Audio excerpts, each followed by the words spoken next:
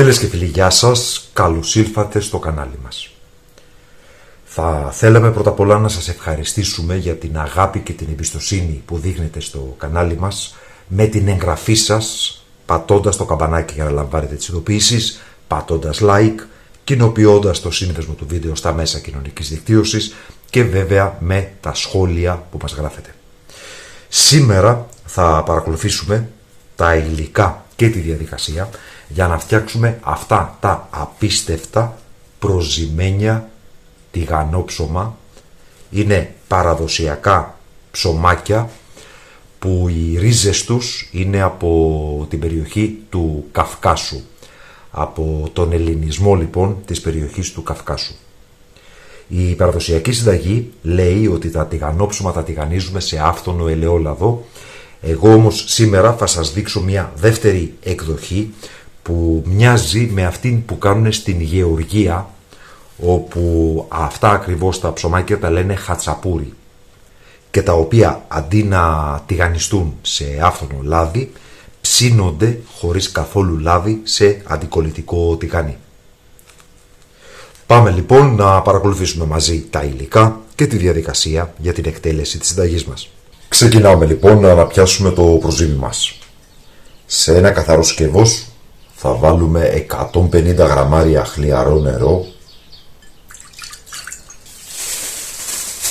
Εδώ έχουμε το προζύμι το οποίο το βγάλαμε από το ψυγείο. Αυτό εδώ είναι. Θα αδειάσουμε το προζύμι μέσα στο νερό.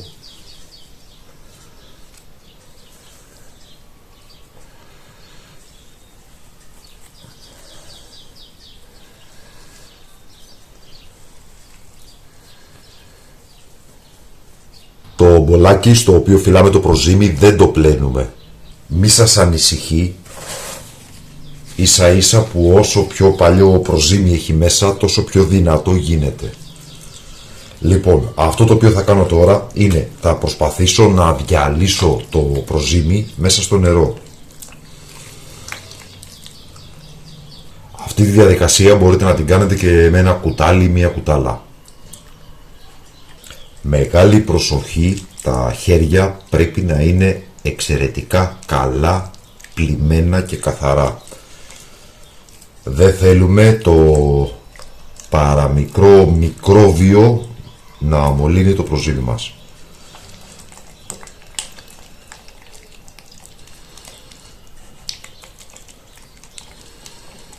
Το βλέπετε, παίρνει λίγη ώρα, αλλά σιγά σιγά θα αρχίσει να μετατρέπεται σε έναν αχύρευστο χυλό μέχρι που θα διαλυθεί εντελώς. Βλέπετε, το προζύμι έχει διαλυθεί. Οπότε θα προσθέσουμε περίπου στα 300 γραμμάρια αλεύρι.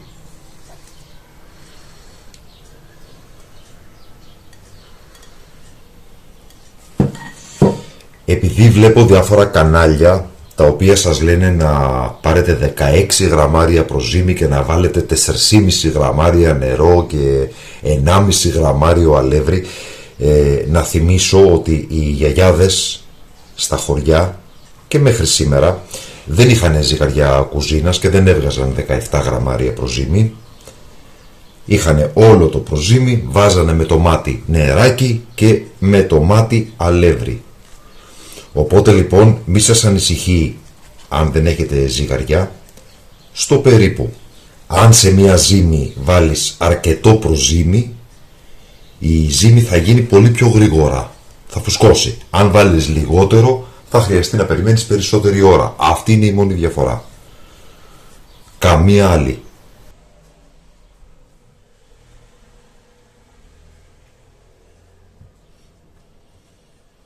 Όπως βλέπετε έχουμε μια συμπαγή ζύμη. Το προζυμάκι μας είναι έτοιμο. Θα βγάλουμε μια ποσότητα, θα τη βάλουμε στο δοχείο, στο σκεύος που φυλάμε το προζύμι. Μπορείτε να βάλετε από κάτω λίγο λάδι για να μην κολλάει το προζύμι.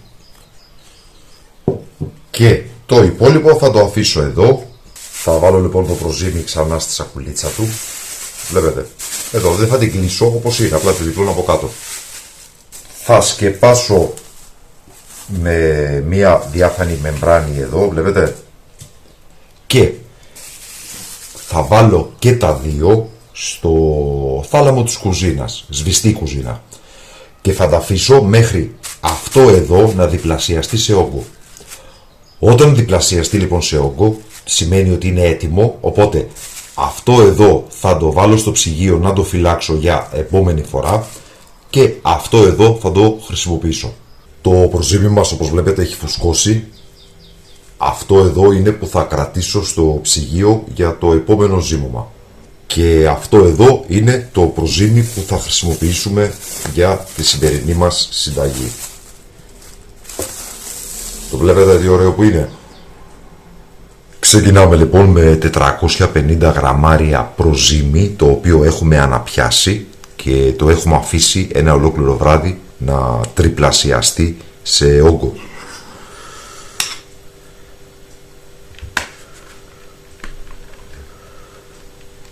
Θα προσθέσουμε νερό 500 γραμμάρια, 70 γραμμάρια ελαιόλαδο και θα ανακατέψουμε πάρα πολύ καλά μέχρι να διαλυθεί το προζύμι μας μέσα στο νερό. Το προζύμι έχει διαλυθεί στο νερό, οπότε ήρθε η ώρα να προσθέσουμε το αλεύρι. Για 500 γραμμάρια νερό θα χρειαστούμε 1000 γραμμάρια, 1 κιλό δηλαδή, αλεύρι. Για το καλύτερο γευστικό αποτέλεσμα θα χρησιμοποιήσουμε 500 γραμμάρια αλεύρι για όλες τις χρήσεις και 500 γραμμάρια αλεύρι σταρένιο για ζυμωτό ψωμί. Πριν όμως ρίξω το αλεύρι και ξαναλερώσω το χέρι μου, να σας το δείξω, αλατάκι, ένα κοφτό κουταλάκι του γλυκού. Οπότε ρίχνουμε και το σταρένιο αλεύρι και θα ανακατέψουμε μέχρι να έχουμε μια λία ομογενή ζύμη, την οποία στη συνέχεια θα ζυμώσουμε μέχρι να πεθάνει ο Highlander, δηλαδή για περίπου 15 λεπτά. Μπορείτε και με λιγότερο ζύμωμα, αλλά ιδανικά θα χρειαστεί 15 λεπτάκια ζύμωμα. Αν έχετε κουζινομηχανή ή αρτοπαρασκευαστή που έχει πρόγραμμα ζυμώματος, μπορείτε τη διαδικασία αυτή να την κάνετε εκεί, ώστε να αποφύγετε την κούραση του ζυμώματος. Όπως βλέπετε, μετά από 15 λεπτά η ζύμη μας έχει ομογενοποιηθεί και έχουμε αυτό το υπέροχο ζυμαράκι που βλέπετε εδώ. Θα βάλουμε λοιπόν τη ζύμη ξανά πίσω στο μπολ. Θα σκεπάσουμε με μια καθαρή πετσέτα κουζίνας και θα αφήσουμε το ζυμαράκι μας να φουσκώσει και να διπλασιαστεί τουλάχιστον σε όγκο, δηλαδή για περίπου 3 με 4 ώρες. Το δικό μου προζύμι, επειδή είναι πάρα πολύ δυνατό, δεν χρειάζεται παραπάνω από 2,5 ώρες. Αλλά η διαδικασία αυτή μπορεί να πάρει και 3 και 4 και 5 ώρες. Θα τα πούμε λοιπόν όταν η ζύμη μας είναι έτοιμη για να μπορούμε να την αξιοποιήσουμε. Και μέχρι να φουσκώσει το ζυμάρι, εμείς θα ετοιμάσουμε μια γέμιση τρίβοντας 500 γραμμάρια σκληρή φέτα στο χοντρό τρίφτη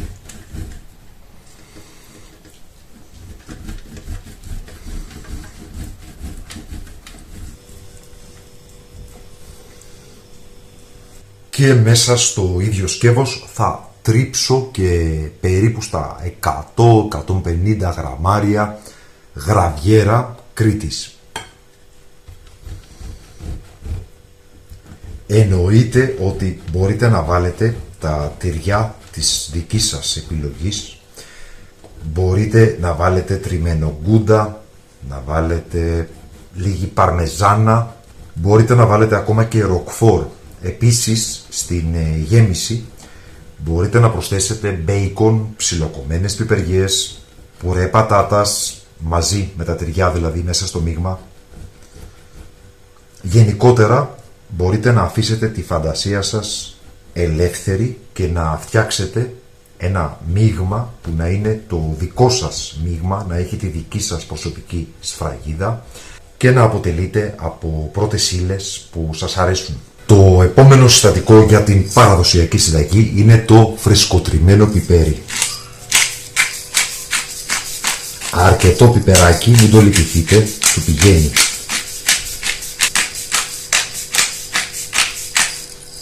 Εγώ έβαλα περίπου στα 40 κρακ, εσείς θα βάλετε όσο θέλετε, όσο σας αρέσει και όσο κάνει να φάτε. Και τελώς περίπου στα 50 γραμμάρια ελαιόλαδο. Στη γέμιση μπορείτε να βάλετε αυγά, μπορείτε να βάλετε γιαούρτι, μπορείτε να βάλετε άνηθο, αποξηραμένο ή φρέσκο δυόσμο. Ξαναλέω, επαφίεται καθαρά στις προτιμήσεις σας. Εγώ φτιάχνω την απλή εκδοχή, την παραδοσιακή. Και με ένα κουτάλι θα ανακατέψουμε τη γέμιση ώστε να ανακατευτούν τα τυριά, το λάδι και το πιπέρι μας.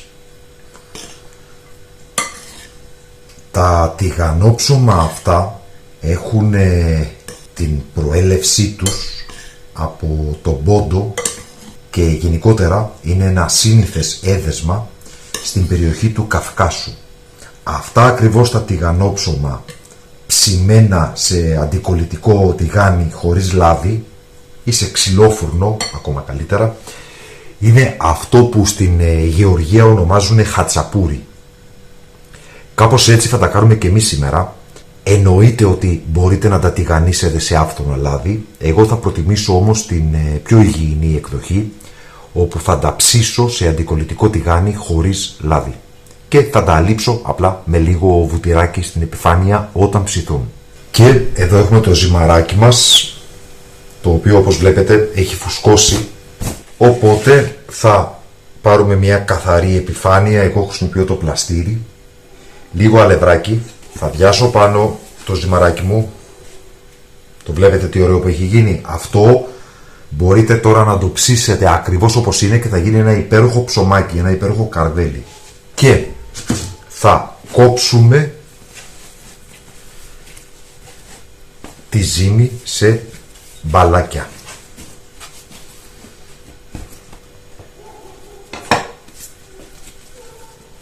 Σε αυτό περίπου το μέγεθος, δηλαδή περίπου στα 180-200 γραμμάρια το καθένα. Μπορείτε να τα κάνετε, εννοείται, πολύ μεγαλύτερα, πολύ μικρότερα, όπως εσείς θέλετε. Το ζυμαράκι είναι πάρα πολύ λίο και αφράτο, έχει φουσκώσει, έχει οριμάσει η ζύμη. Επίσης μπορείτε να τα φτιάξετε και σκέτα, χωρίς τυρί, χωρίς καμία γέμιση. Ελάχιστο αλεύρι, ελάχιστο. Ανοίγω λίγο το ζυμαράκι μου.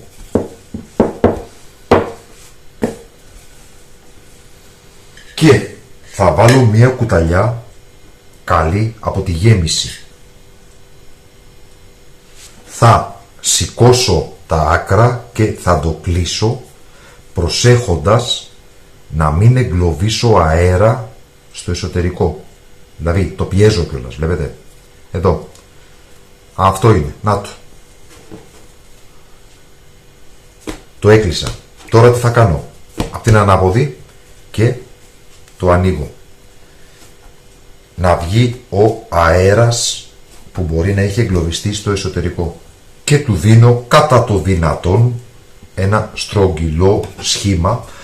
Όχι ότι δεν θα τρώγεται αν δεν είναι στρογγυλό, μια χαρά θα τρώγεται επίσης. Εδώ, το πρώτο λοιπόν τηγανόψωμο μου είναι έτοιμο και με το πίσω μέρος ενός μαχαιριού, το οποίο το έχω βρέξει, στο κέντρο, αν θέλετε, μπορείτε να κάνετε και μια τρύπα. Γιατί βρεγμένο? Για να κολλήσει ζύμη και να κλείσει. Το βλέπετε? Αυτό. Και το πρώτο είναι έτοιμο. Θα το βάλουμε πάνω σε καθαρή επιφάνεια. Θα το σκεπάσουμε με πετσετούλα να μην μας ξεραθεί. και να γίνεται, να φουσκώνει δηλαδή, όσο εμείς θα ετοιμάσουμε τα υπόλοιπα. Με τον ίδιο ακριβώς τρόπο. Εδώ έχουμε το τελευταίο, δεν έχει μείνει γέμιση, οπότε αυτό θα το κάνω σκέτο και είναι κάτι δηλαδή σαν το flatbread που λέμε στο χωριό μας, δηλαδή σαν πιτούλα, λεπτό ψωμάκι ψημένο πάνω σε καυτή επιφάνεια, όπως το κάνανε και οι προγονείς μας στην αρχαία Ελλάδα. Αυτό εδώ λοιπόν είναι το σκέτο, το αφήνω εδώ. Είναι αυτά που βλέπετε και επιπλέον αυτά εδώ, άλλα τρία. Η δόση είναι αρκετά μεγάλη, εσείς μπορείτε να κάνετε τη μισή. Εγώ όμως τα φτιάχνω πάντα σε αυτή τη δόση γιατί κρατάνε για πάρα πολλές μέρες και εκτός ψυγείου. Και είναι ένα εξαιρετικό πρωινό, δεκατιανό, κολατσιό, για τα παιδιά στο σχολείο κτλ. Οπότε θέλω ή δυνατόν και για όλη την εβδομάδα. Μακάρι να κρατούσαν για μία εβδομάδα, δυστυχώς θα έχουν φαγωθεί μέσα στις πρώτες 2 μέρες. Όλα αυτά που βλέπετε. Λοιπόν, και πάμε να δούμε τώρα τι κάνουμε με το ψήσιμο. Όπως σας είπα, αυτά κανονικά θα τα αφήσουμε λίγο, δηλαδή μισή ωρίτσα να ανέβουν και κανονικά πρέπει να τα τηγανίσουμε σε άφθονο ελαιόλαδο. Για να τα κάνουμε όμως λίγο πιο υγιεινά, εμείς θα τα ψήσουμε σε αντικολλητικό τηγανάκι, χωρίς καθόλου λάδι. Πάμε λοιπόν να δούμε πώς θα γίνει αυτό. Έχουμε λοιπόν ένα αντικολλητικό τηγάνι, στο οποίο θα ρίξουμε ελάχιστο ηλιέλαιο. Και με ένα καθαρό χαρτί θα το σκουπίσουμε και τα τυχώματα. Ουσιαστικά δηλαδή αλήφω ένα εξαιρετικά λεπτό στρώμα λαδιού, σχεδόν ανύπαρκτο. Αυτό εδώ. Ανάβουμε λοιπόν την εστία και θα περιμένουμε να ζεσταθεί το σκεύος μας. Το τηγάνι μας έχει κάψει, οπότε χαμηλώσαμε τη φωτιά στο 2 και βάλαμε μέσα το πρώτο τηγανόψωμο. Θα το αφήσουμε για 1-1,5 λεπτό να πάρει λίγο χρώμα η κάτω επιφάνεια και στη συνέχεια με μια σπάτουλα θα το γυρίσουμε για να ψηθεί και από την άλλη πλευρά. Έχει περάσει περίπου 1 λεπτό, θα κάνω μια απόπειρα να το γυρίσω, να δούμε αν έχει ψηθεί από την άλλη πλευρά. Βλέπετε, έχει πάρει χρώμα, δεν έχει ψηθεί όμως ακόμα. Οπότε θα το αφήσω 1 λεπτό από την πλευρά που είναι τώρα, θα το ξαναγυρίσω και μόλις ψηθεί αυτή η πλευρά θα το γυρίσω δεύτερη φορά να ψηθεί μέχρι τέλους και η από κάτω του πλευρά. Flip over λοιπόν, το ξαναγυρίζουμε. Βλέπετε, έχει αρχίσει και παίρνει ένα πολύ ωραίο χρώμα.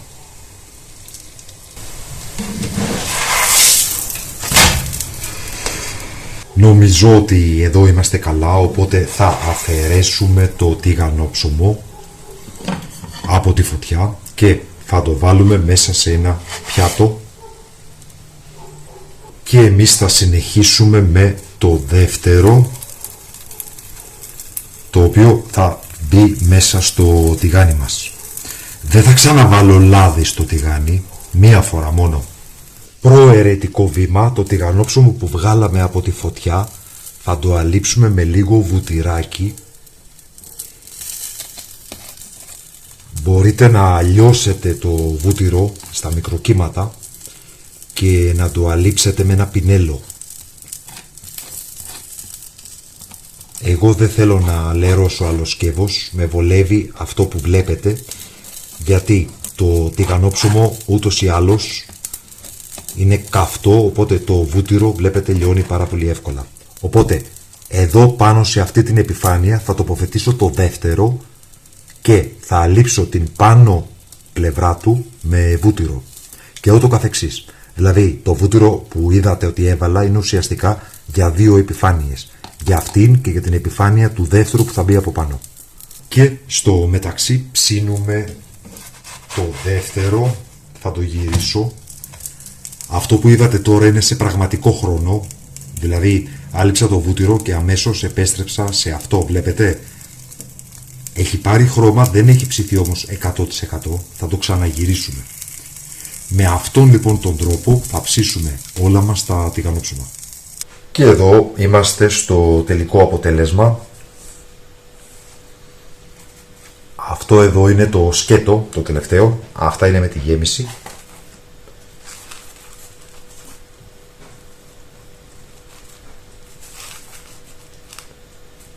Βλέπετε και το εσωτερικό. Είναι πραγματικά πάρα πολύ νόστιμα, παραδοσιακά και αξίζει να τα δοκιμάσετε.